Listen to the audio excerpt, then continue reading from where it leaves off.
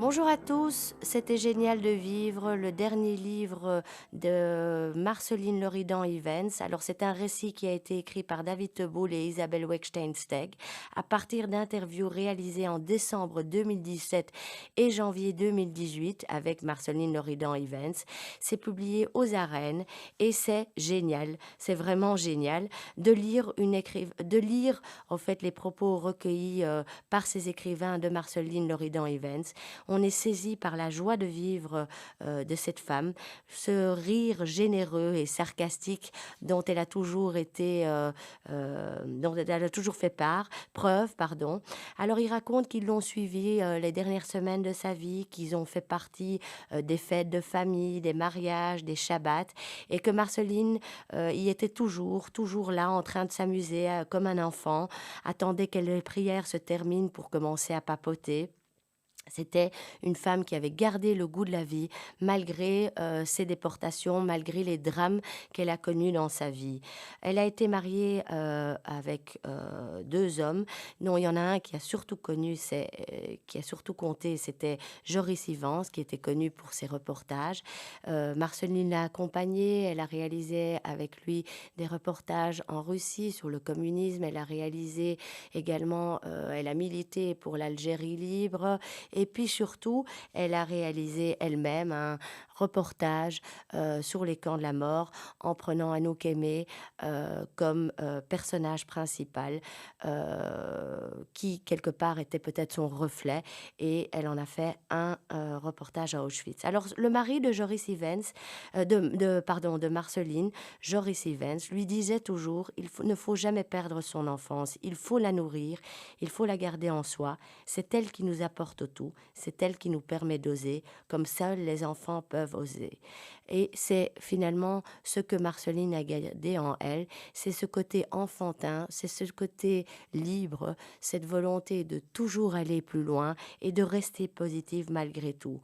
Je dis malgré tout parce que quand elle est rentrée des camps d'Auschwitz, elle a mis du temps, beaucoup de temps, à rentrer à nouveau et revivre une vie presque normale, parce qu'on ne peut pas oublier Auschwitz, on ne peut pas échapper à ce qu'on a vécu. D'ailleurs, elle disait aux écrivains: la morte que tu étais ne pouvait pas revivre, tu as longtemps été scandalisé d'arriver à vivre après ce que tu as vécu. C'est ce qu'elle disait avoir écrit. Elle disait aussi: tu ne comprenais pas comment tu pouvais encore faire des gestes quotidiens, regarder les vitrines dans la rue, vivre au jour le jour. Elle dit d'elle-même: je suis restée à l'âge de mon trauma, j'ai été déportée à 15 ans, et c'est là qu'elle est restée justement, elle a cessé de grandir. Alors, Marceline raconte une belle histoire. Elle raconte que lorsqu'elle était à Naples, elle cherchait des cigarettes, elle a rencontré une bande de jeunes qui l'ont aidée à trouver des cigarettes, et il y a un enfant qui s'est penché sur son tatouage d'Auschwitz. Alors elle en avait déjà entendu des grandes: c'est ton numéro de téléphone, c'est quoi ce numéro?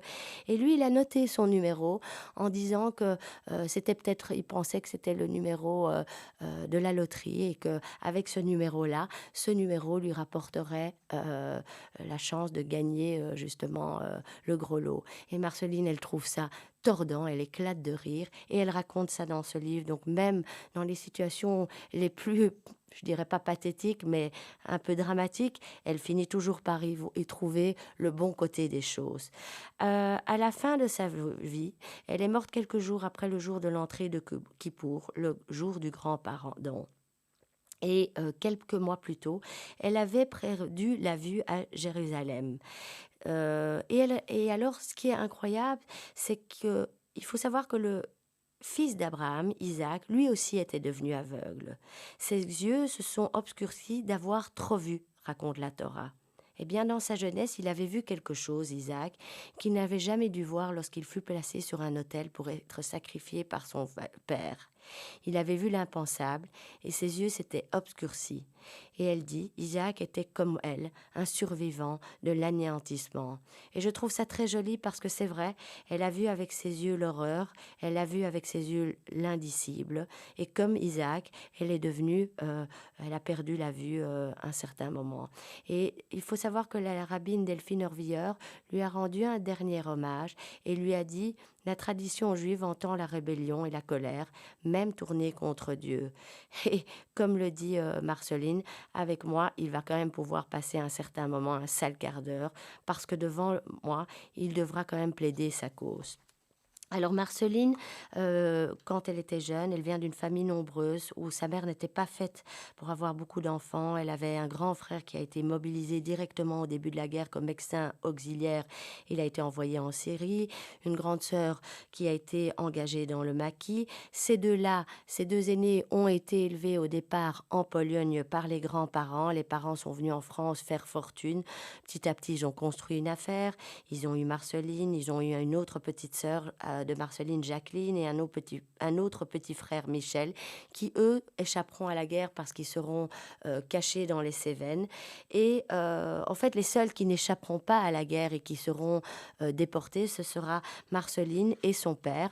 La mère et la grande sœur arriveront à s'échapper, mais le père et elle seront déportés. Et Marceline, en fait, en 41, toute la famille était déjà plus ou moins cachée, mais finalement le père revient les chercher parce que bizarrement, en 41, il décide d'acquérir un château à Belen, un château, le château de Gourdon, et malgré que les lois anti-juives étaient déjà tout à fait appliquées, il veut faire vivre sa famille là. Dans le village, tout le monde savait qu'ils étaient juifs. Son père au château recueillait des gens qu'il voulait faire entrer dans le maquis, mais la tension monte. Les parents sont prévenus par la grande sœur aînée qui est dans la résistance des arrestations. Et puis, un jour ou l'autre, bien entendu, le château sera encerclé et Marceline, son père, seront déportés. Alors là, une fois qu'ils seront arrêtés, le château va devenir en quelques heures le lieu de rassemblement de tous ceux qui avaient été arrêtés dans le village. Très vite, on voit le caractère, et c'est finalement ça qui m'a tant plu dans ce livre, le caractère de Marceline, le caractère fort. Elle ne se laisse pas faire. Elle échappe au viol dans ce château lorsqu'un Allemand veut s'approcher d'elle. Elle hurle comme une folle. Au moment, elle leur répond aux Allemands, et au moment lorsqu'elle va être embarquée pour Drancy, elle va voler une robe de chambre qui appartenait à sa mère et qu'elle va garder dans les camps jusqu'à un certain moment où elle devra justement s'en séparer. Et donc, dans le train qui l'amène à la prison de Sainte-Anne et puis à celle des Baumettes avant d'arriver finalement à Drancy, elle tente même de s'évader. Donc, elle est toujours au qui-vive, elle est toujours remplie d'énergie et de positivisme lorsque le train ralentit, avec le neveu justement de Ginette Kolinka que vous connaissez certainement tous, puisqu'elle a également raconté son périple à Auschwitz dans un livre, et elle était en même temps que Marceline et Simone de Beauvoir dans les camps. Et donc, Marceline arrive à Auschwitz, et comme son père, elle n'y échappera pas. Son père va mourir là, elle va le perdre, mais elle dit que malgré le fait que la folie tournait, le fait qu'elle voyait des horreurs et que sa tête ne fonctionnait plus vraiment et qu'elle avait envie de se suicider, elle n'est jamais devenue une musulmane. Les musulmans, c'était ceux les déportés qui étaient à la frontière de la mort. Elle disait: je ne suis jamais devenue comme ça parce que la force intérieure me permettait de continuer.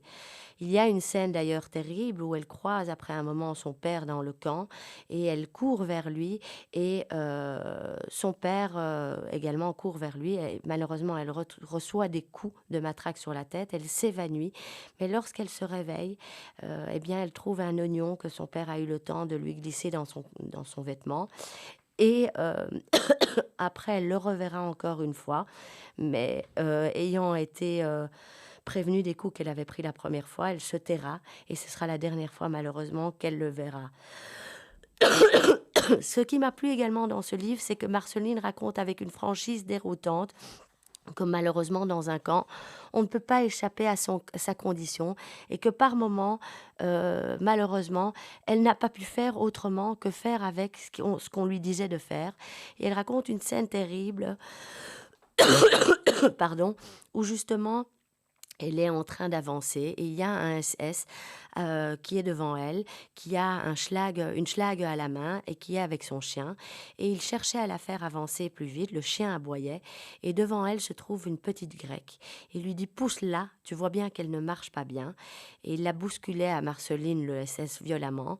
Et donc elle n'a pas pu faire autrement que de pousser la petite grecque. Et finalement, ils ont trébuché sur elle et le SS l'a achevée. Et elle dit, c'est une scène terrible qu'elle a oubliée pendant 30 ans parce que la mémoire fonctionne avec des failles. Et c'est ça qui, heureusement, nous permet de continuer à vivre. Il faut oublier pour continuer à vivre, dit-elle d'elle-même. Moi aussi, j'ai participé à l'extermination. J'ai creusé des trous pour enterrer et brûler les Hongroises.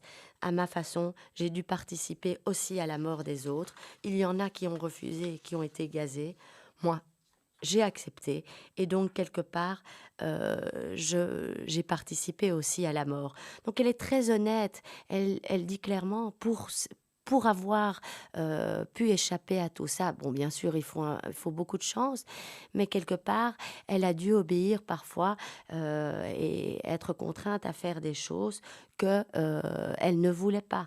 Elle a d'un autre côté, il y a des belles choses. Elle a volé un Kübel, une sorte de grande casserole de 25 litres de soupe pour tout son bloc.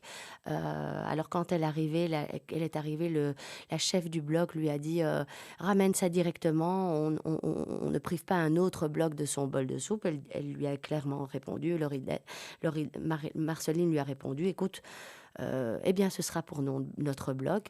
Au moins, je nourrirai tous les autres et je ne prendrai pas le risque de ramener ce chaudron autre part et à sa place parce que sinon, je vais me faire taper. Donc, c'est une femme qui est tout le temps en train de bouger, en train d'essayer de faire bouger les choses, même dans le camp, en train de s'échapper, en train d'essayer de faire les choses. Et moi, c'est cette grande recherche de cette liberté et je dirais, cette énergie folle et cette volonté de survivre qui fait que quelque part, elle a survécu et qui la caractérise jusqu'à la fin de sa vie. Parce qu'il faut savoir aussi que même en octobre 44, quand elle était emprisonnée à Auschwitz, elle a jeûné à Kippour pour montrer à Dieu le fait qu'elle était mécontente. Il faut le faire de jeûner dans un camp de concentration. Et elle a décidé après ça que c'était la dernière fois qu'elle jeûnerait parce que Dieu ne l'a pas écoutée. Et donc elle ne croit plus en l'existence de Dieu. Donc c'est une femme qui s'affirme aussi, qui a une force de caractère impressionnante. Au retour, quand elle est rentrée, son père n'est pas rentré, elle n'a pas retrouvé la compassion et la tendresse nécessaires. Les gens ne comprenaient pas, sa mère ne comprenait pas qu'elle voulait dormir par terre, qu'elle mangeait salement, qu'elle faisait des cauchemars. Elle n'avait qu'une envie, sa mère, c'est de la marier, alors que Marceline n'avait qu'une envie, c'est de découvrir la vie, de découvrir Paris avec ses cafés littéraires et de découvrir les choses. Elle a fait une première tentative de suicide après un internement au sanatorium en Suisse, près de Cran-sur-Sierre, un deuxième à 20 ans où elle a voulu se jeter dans la Seine parce que la sortie du camp lui paraissait impossible. Elle se sentait toujours encerclée de fils de barbelés et pour pouvoir grandir, elle a eu besoin de prendre des distances avec sa famille, avec ses proches, avec sa mère. D'ailleurs, elle dira que grâce à son mari, son deuxième mari surtout, elle découvrira l'amour et la tendresse qui lui permettront justement d'avancer dans la vie. Elle n'a jamais voulu avoir d'enfants. Elle le dit d'ailleurs très clairement, elle a vu trop d'enfants tués et donc elle est restée sur sa position qu'on comprend parce que beaucoup de gens ont eu malheureusement des enfants. Oui, il fallait continuer la vie, mais dans quel état? Elle a été, et c'est ça, c'est cette force, ces prises de décision qui, la caractérisent. Alors je voulais encore lire une dernière page avant de vous laisser, où elle parle justement de retransmission et elle parle, je trouve, autant la retransmission est très importante parce qu'elle a passé des années, elle aussi, à parler aux enfants, à parler aux autres générations, mais à un certain moment, elle a arrêté. Et voici ce qu'elle dit. Quand on veut transmettre, il faut prendre des précautions. On ne peut pas tout dire parce qu'il faut protéger aussi ceux qui vous écoutent. Quand on parle à des enfants, par exemple, on ne peut pas tout raconter, c'est trop dur. Alors on atténue un peu, c'est inévitable. Mais je connais une autre sorte de transformation plus dangereuse. Et c'est de ça qu'il s'agit. C'est en parlant dans les écoles que je m'en suis aperçue. À mesure que je répétais la même histoire, les stéréotypes s'installaient. Je commençais à fabriquer un autre langage. Aujourd'hui, je ne veux plus aller dans les écoles. Il y a un moment où l'on ne fait plus que se répéter. J'ai compris que la répétition, c'est la pire des choses. Les stéréotypes me sont devenus insupportables. À force de raconter les mêmes histoires, ces histoires se figent, elles s'ossifient. On n'est plus dans la vérité des choses. Celui qui raconte amoindrit ou embellit la vérité. Moi, quand j'ai senti que je me répétais, j'ai dit stop, c'est fini pour moi. Ce n'est pas des enfants que j'ai le plus peur, c'est du public adulte. Les enfants, eux, comprennent tout. Là encore, c'est une décision assez excessive, mais que je comprends.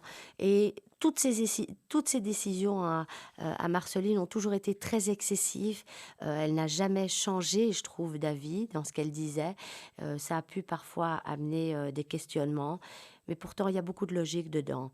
C'est un livre qui dresse un portrait remarquable d'une femme impressionnante. C'était génial de vivre. Propos recueillis par David Teboul et par sa comparse